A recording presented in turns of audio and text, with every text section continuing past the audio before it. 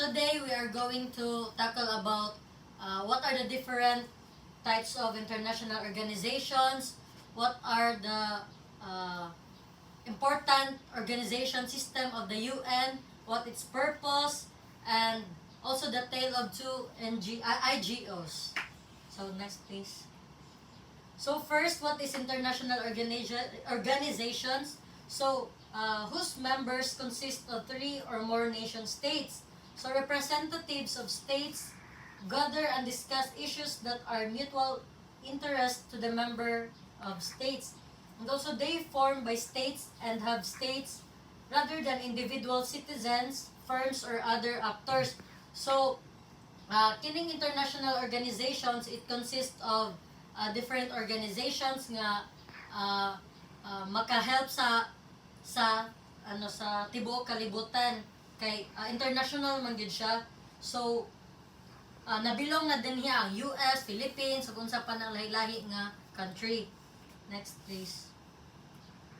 So we have different types of international organization, governmental organizations. So first we have the global IGOs, regional IGOs. So sa global nabilong dito ang World Trade Organization, International Monetary Fund, Bank of International Settlements, and so also sa regional is we have the ASEAN, like what Marcos have said Deina. So next we have the TNCs, Coca-Cola, Mitsubishi, Shell, and others, and also we have the INGOs, the Save the Children, Human Rights Watch, Amnesty International, Greenpeace, World Wildlife Fund. So mo to yung example sa international organizations. So why do states form IGOs?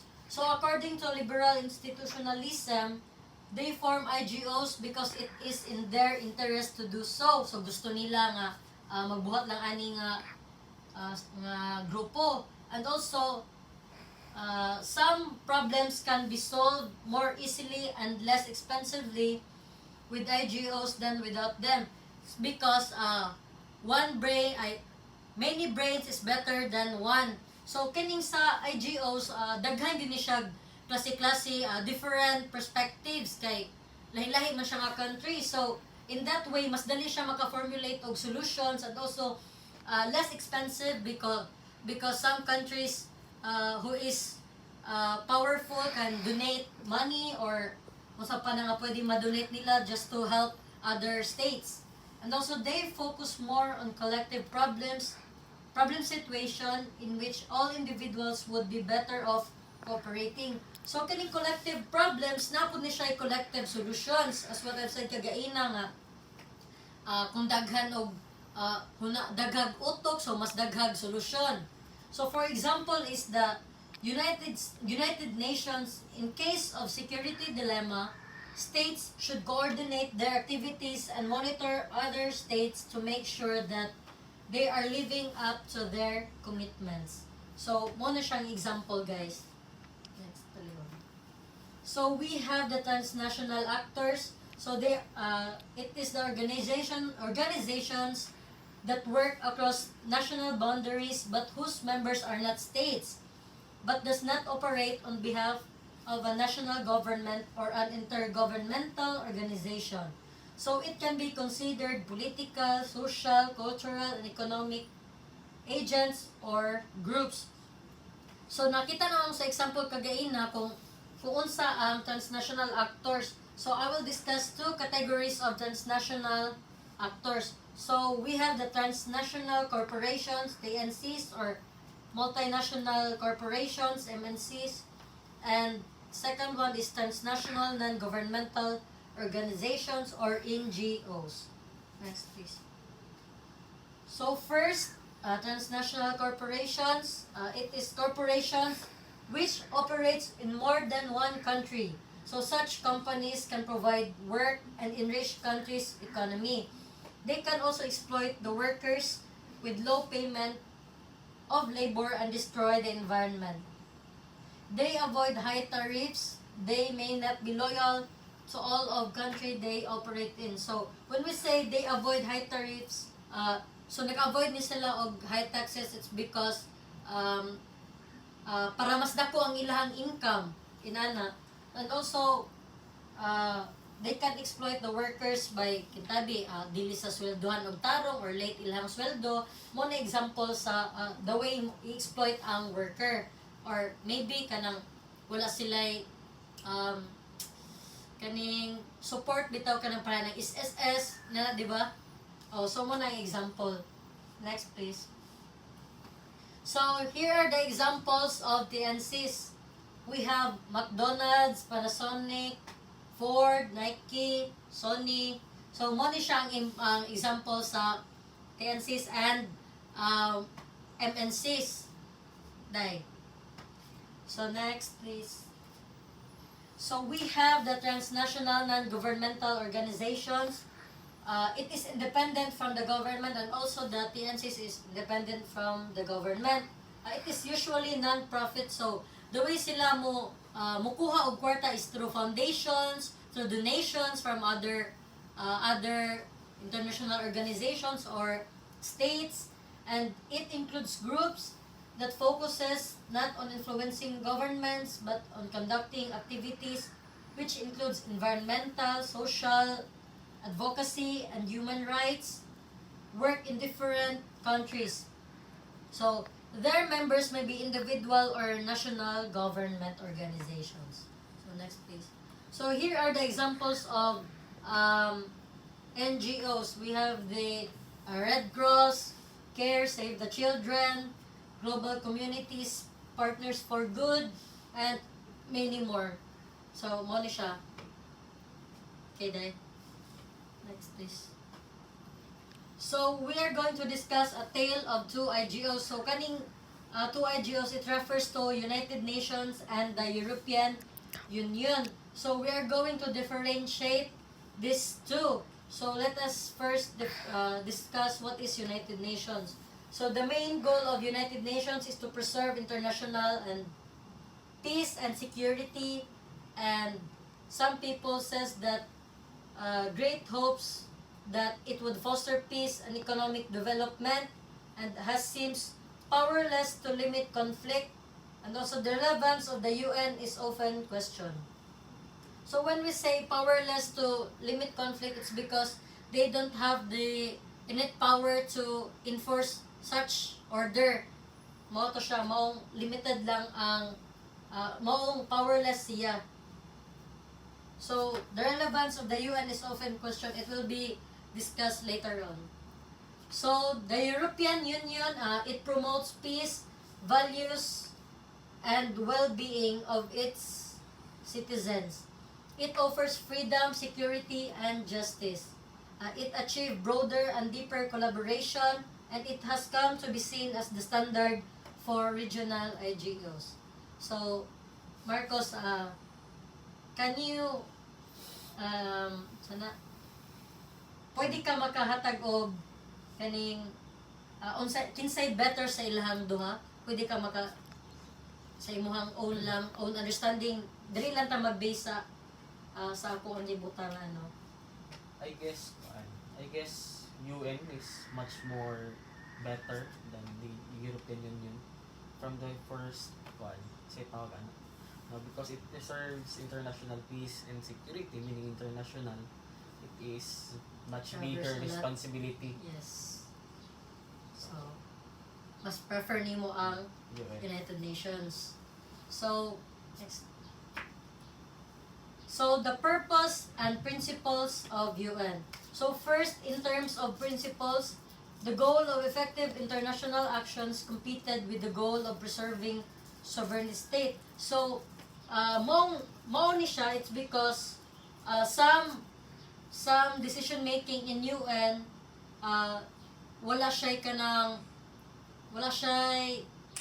kaning consent from other members of the UN. So for example, ani is UN authorized the deployment of forces in at least 3 members of those countries without permission of the governments. So kaning this country involves Haiti, Northern Iraq, and Somalia. So dinhi pa lang nakatandog na gid siya sa in preserving state sovereignty kay pintagi sa Philippines. So President Duterte needs the UN needs an approval for our president if mag-deploy man siyang forces kay syempre na-involve ang atong country. It doesn't mean nga nga dako sila nga organization so ilahan na lang biay-biayon ang atoang countries ang atong country tungod kay smaller state siya.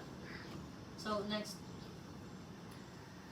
So both tension and terms of the UN was the relative rights of large and small states. So according to Roosevelt, UN would never work if the great powers will be outvoted by the small ones. So here na-create ang great powers which includes the country of Britain, Soviet Union, France, China, and United States. So they also have a permanent seat and has the right to veto any security council measures. So when we say veto, it is a constitutional right to reject bill or do you call this Law proposal. proposals. So this contradicted to the principle of the sovereign equality. It's because the creation of great powers kanang naka-affect siya sa equality. Kaya when we say word equality, so dapat pantay siya, walay mo taas, ana. But naay na-create nga great powers na hinuon. So, but it was compensated by one state, one vote voting scheme in General Assembly where the smaller state has the same right as the most powerful. So, what are your thoughts about this, Marcos, nga na-create ang great powers and also it was compensated by one state and one vote? Unsa man na okay ra ba ni siya or Well, it's good, no? Even though there are more powerful country, pero it was compensated by one state, one vote. However, no, those countries are much more influential than yes, the smaller countries. So, naagya po siya kuan gamay kanang sa tawag ati kaning inequality naagya po siya mga or haka-haka gamay nga. kay kaya man ni-influence sa great powers ang smaller states, di ba? So, pwede ra kayo niya, ayaw dili ta sa pikas nga side kay you know mas powerful ko, kaya nako tanan nanana. So, next. So, we have the organizations of UN. We have the Security Council, General Assembly, Secretariat, International Court of Justice, Economic and Social Council. So, isa-isa, we will be discussing this one by one. So, let's start with General Assembly. So, the General Assembly. So, today, it has 193 members. And also, the main purpose of General Assembly is to provide a forum for debate on global issues and to express international consensus. It has the ability to put issues at the top of the international agenda. And it has a significant influence because it is seen as expressing world opinion. So today we are suffering from the coronavirus. So there is a possibility nga gistoryahan na to siya sa UN, didiskussan na to. And also kadtong nahitabo sa Australia, kadtong pagkasunog sa ilahang forest. So muna siyang example sa General Assembly kung unsa ilahang topics, mga inana. Next. So, how does it differ from national level legislators? So first, it has the right to consider almost any issues it chooses. Its resolutions are not considered law and therefore no state is obliged to comply. So for example, if there is a treaty happened in United Nations between countries, so it does not necessarily nga ang Philippines mo comply po dato nga treaty kay wala man siya labot. And also dili man po siya matawag nga law. It's just a resolution on how to solve things. So second is the budget authority or the power of the purse that makes domestic legislators so powerful is not available in General Assembly. So when we say the power of the example na is that if President Duterte wants to engage war, so kining Congress nga mo hatag sa budget, kaya niya i-reject or i-oppose ang iyahang ang gusto sa president by not giving him or her budget. So mo to siya budget for for the guns and equipments. So mo to siya kaya niya i-reject. Next story. So sunod is the secretariat. The secretariat. So the UN agencies is supported by the secretariat with 37,505 as of December 31, 2018, which performs organizational, budgetary, translation, research, and other support services and administers decision. So since UN is has a lot of members of states, so kinahanglan yun po siya translation sa when it comes to words or treaties. So and also UN Secretariat is headed by a Secretary General. So the Secretary General carries immense prestige and a mediator of conflict. So he can also promote new norms and publicizing neglected problems which in his opinion may threaten the maintenance of international peace and security. So kaya niya i-open up different issues nga kanang makakos bitaw sa pananaw niya, makakos og kanang kagubot or chaos. So kaya na sa Secretary General. Next. So the Secretariat has been a target for accusations for corruption.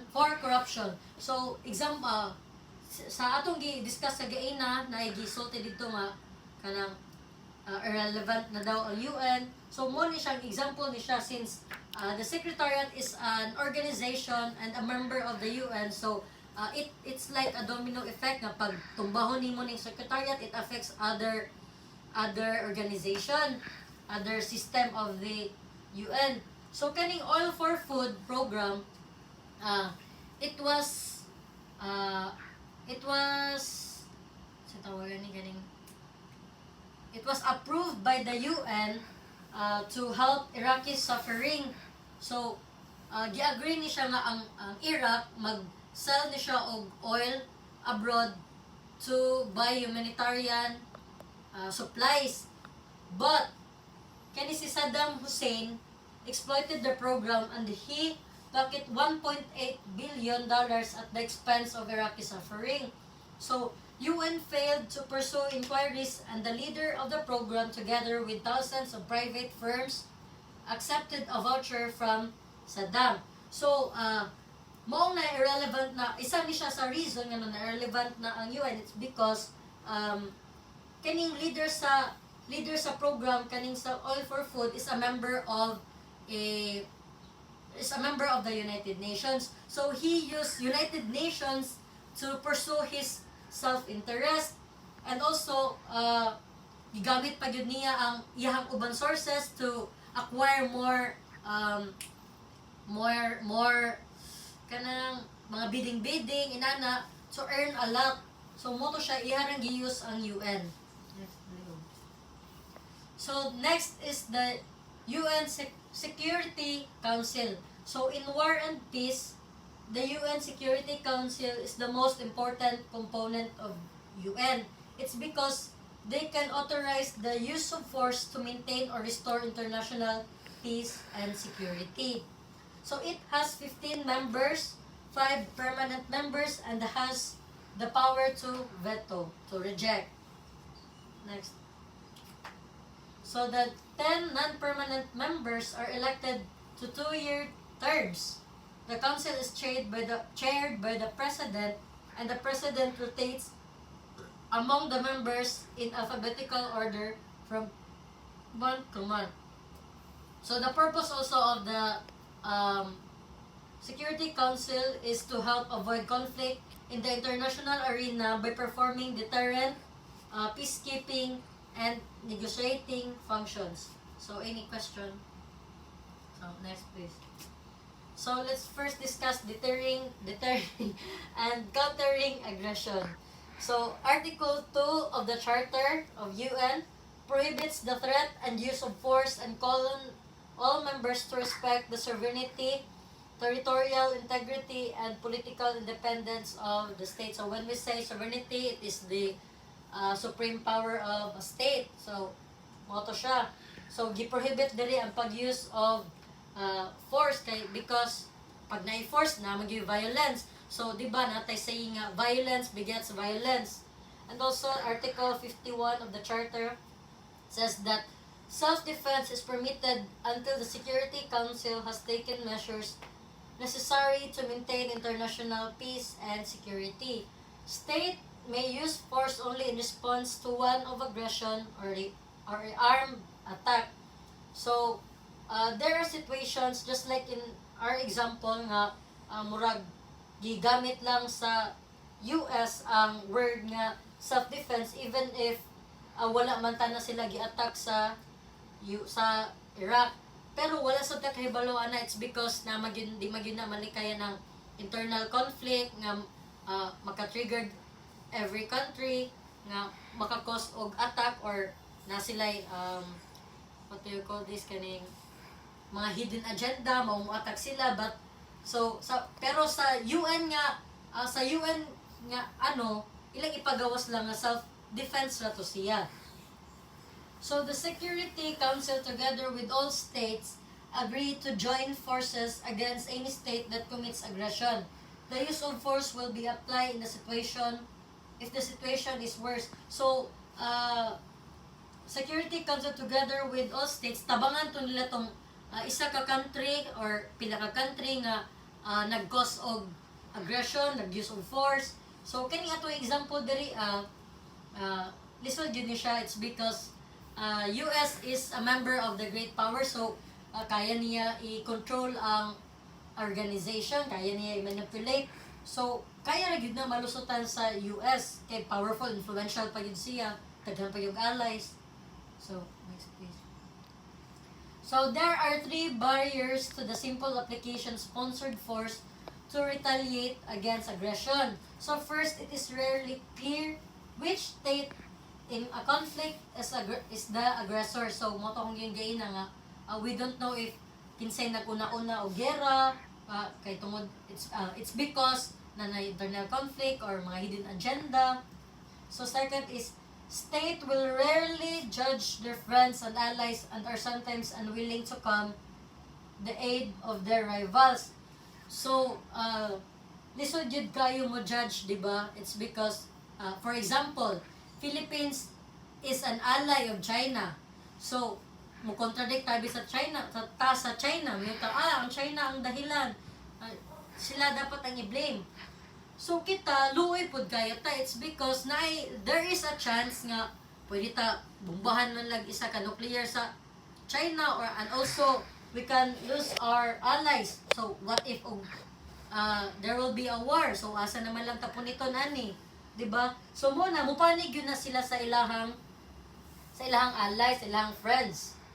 So third is even if all states agree on what the problem is and what should be done, states are rarely unwilling to commit their forces to action because they only have limited interest.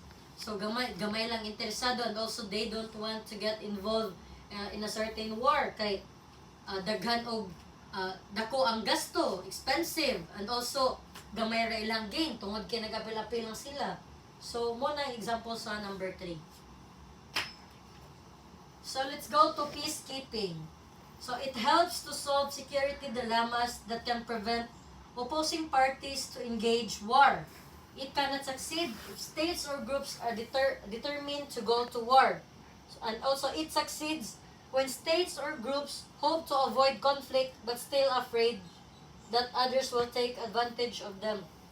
So there are some situations nga kintabi dili avoid the war, so ingnon na yun talawan na, so girahon yun nato na kaya nato na kumbaton. It's because they are afraid, so dili guro sila confident to go to war. So mo na siya, so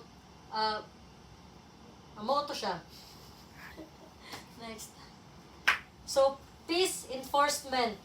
UN forces were lightly armed and it is different from traditional peacekeeping. So, it was stated in the book nga there are some situations nga ang UN is the way sila makig-peace is na sila'y gamay nga equipments, armaments. It's because dili man gyud nato mahibal-an ang situation nga if ever dili sila mo agree sa ka agreement, so girahon to nila tong membro sa UN. So it is also an act of defense bitaw para to protect themselves.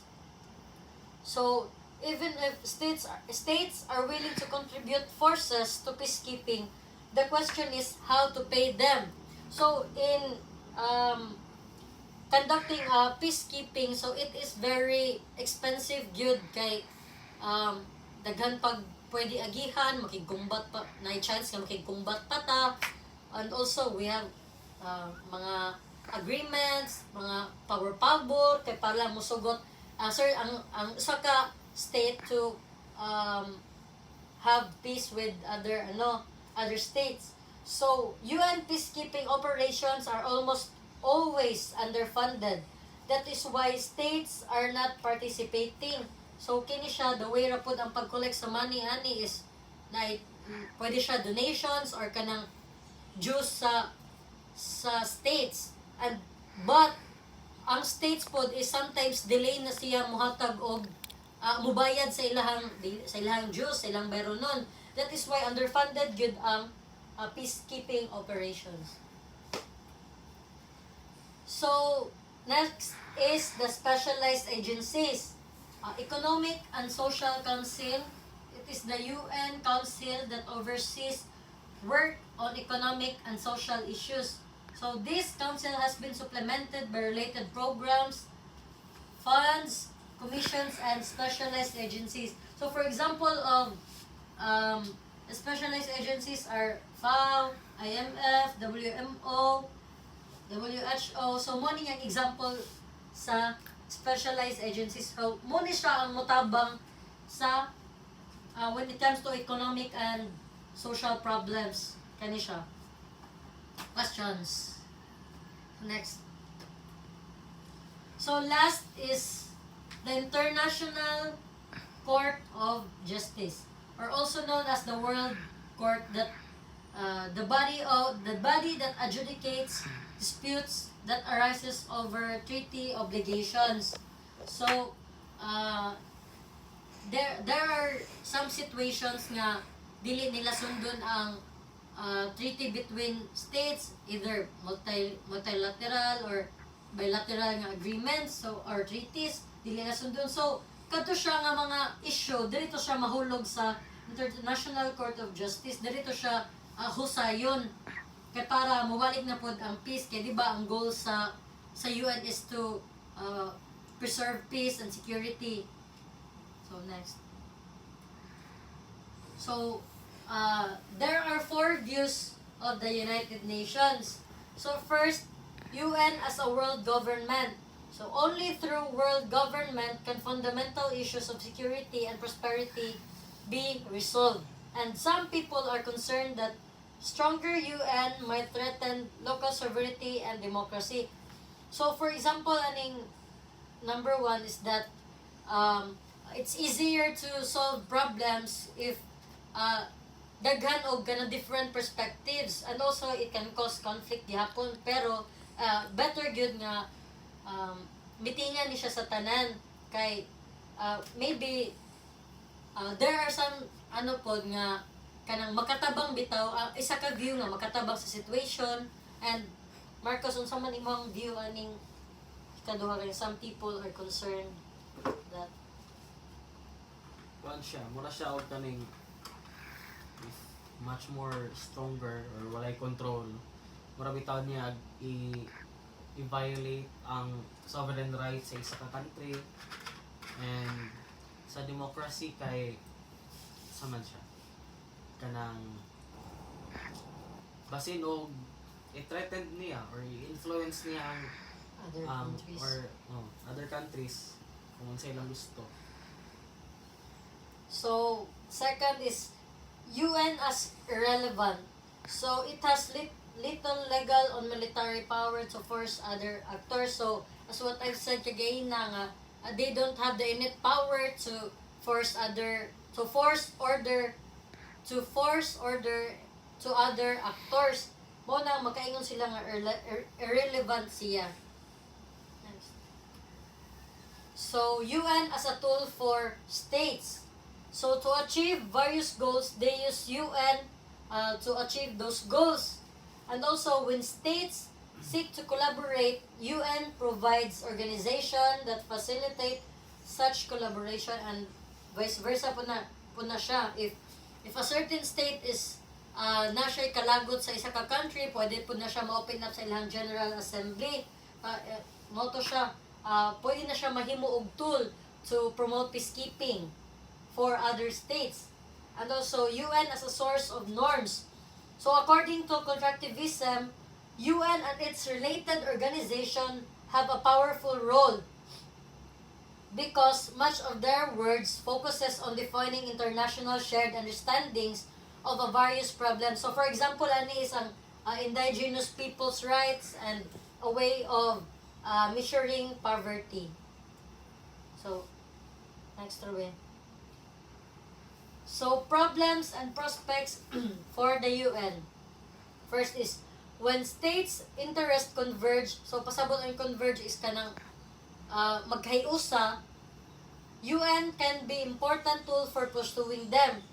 And also when states' interest diverge, magka-tibulaag na sila different perspectives niya dili magkayusa. So UN has limited power to change that and will be simple one more arena in which states pursue conflict. So for example, ani is ang public deliberation katong natakol na to last sa to ang political theory nga there are some situations nga dili na nila imposan og public deliberation because it can cause conflict na hinuon kay tungod sa different views of different people. Makakos na gid mahimo na nun siya gubot instead nga magkayusa. So there are some situations ngay na but we need also public deliberation yun. So UN agenda setting power and moral authority helps create agreement on what issues state should focus on and how they should solve them.